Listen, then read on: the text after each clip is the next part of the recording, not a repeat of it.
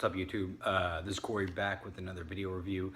Today I'm going to be doing a review on a drone, which is the Yuneec Typhoon 4K model, and it's the Q500. And the review I'm going to do is just going to be kind of straight to the point. I've had a lot of time to play with it. I've shot a lot of video footage, a lot of photos, and I've really enjoyed having it. And it's crazy to think like how many things you can do with the drone, and just how much fun you can have with it, and what type of exploration you can do with it, and you know, just everything in general. You know, you hear something from 2 or 3 blocks away, you don't have to drive over there. You can just fly your drone up in the air and just like kind of angle it down and catch whatever footage you want. But anyways, this is the review. It's on this unit right here. It's a Q500 up there. It's got the 4K camera right there. And basically I just want to let everybody know the pros and cons that I see from it so far.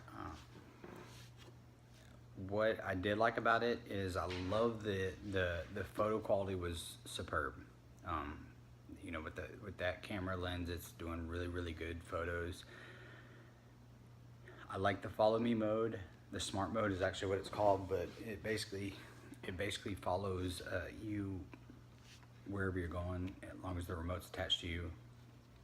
I also like the I like the speed of it. The speed was pretty.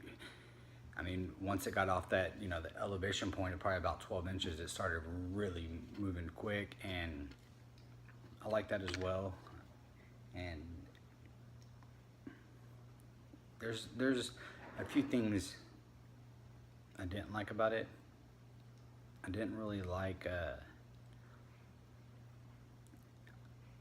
I don't know, I haven't had a lot of experience with drones, but with this one, I feel like once it gets up in the air and it's, you know, it's completely elevated way up, it's kind of hard to tell where the front, where the back is. And I know there's a lighting system, but if I was a drone manufacturer, I would design a drone that funneled to a point. As far as the lighting system or the bar system goes, similar to like, I mean, a 3-wheeler or a, you know, a lot of sports cars, they kind of get wide in the back and they get skinny in the front. And I feel like if they did that, and I feel like they did kind of do it. If you see here, it is kind of angled in, but then again it's not. And I know it's for aviation purposes, so it stays, you know, elevated properly. But if they could figure out a way to maybe even move the lighting bars at an angle, I feel like it would make it a lot easier of a flight, because sometimes when it gets up there and you're like trying to maneuver around, you're looking at your screen, then you look up and everything looks square. So, you know, and that might just be a learning curve for me, but I just feel like, you know, you don't want to intimidate the consumer. They don't want to feel, you know, they don't want to feel bombarded when trying to spend that much money and learn how to use an aviational device like this. But, you know, they're all learning curves. So I would say the one thing I did not like about this unit is the binding. Like, and I'm sure that most units do have binding systems, but it seems like every single time I wanted to take this thing out, I had to pretty much factory reset it, you know, and redo the whole entire binding system on it, you know, connecting the software, connecting the camera. And after a while, man, it gets frustrating. I spent more time trying to get the thing off the ground than I actually flew it. And to me, that was kind of, for the amount of money I spent, I feel like that was kind of a drag. You know, you get out there and you got all this excitement, like there was a football game going on, you know, a couple streets over at the stadium, and I was wanting to, like, you know, do an aerial video of it. And I mean, just from they kicked off, and by the time I actually got it in the air and took pictures of it, I mean, the game was almost over. And you know, that's not fun. You know, taking the drone, flipping it up 3 times, it really does get old. But I understand that there is, you know, situations where the drone has to communicate with the satellites and all that stuff. So I mean, I get the reasoning behind it, but at the same time, that was a very big turnoff. But if I had to review this price point, compared to enjoyment, compared to quality, all these things, I'd probably give the drone, I'd probably give it a 7 or a 7.5. I'd give it a 7.5.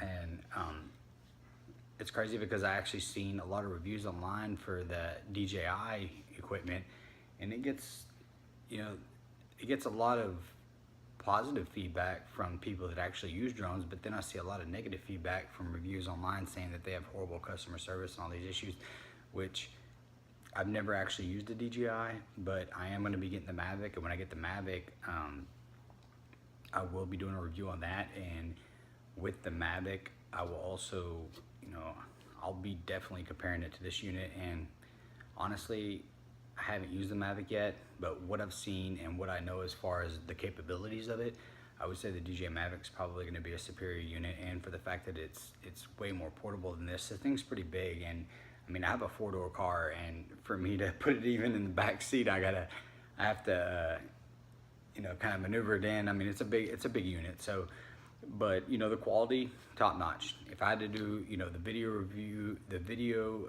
footage and the photo footage review on that, I would give in daylight, the video is 9.5, photos in the daylight, 9.5, nighttime, you know, a little bit shakier, but you know, some of the photos I took were at a very high aviation level, so they were a little bit shaky, and there was a little bit of distortion on the edge of the pictures. But overall, I would say that this unit is very, very good. And from what I understand, Yuneec has a great customer service base. So, you know, it just depends on what you look for. But I think I'm really excited about the Mavic, so I can't wait to get that one and get playing with it.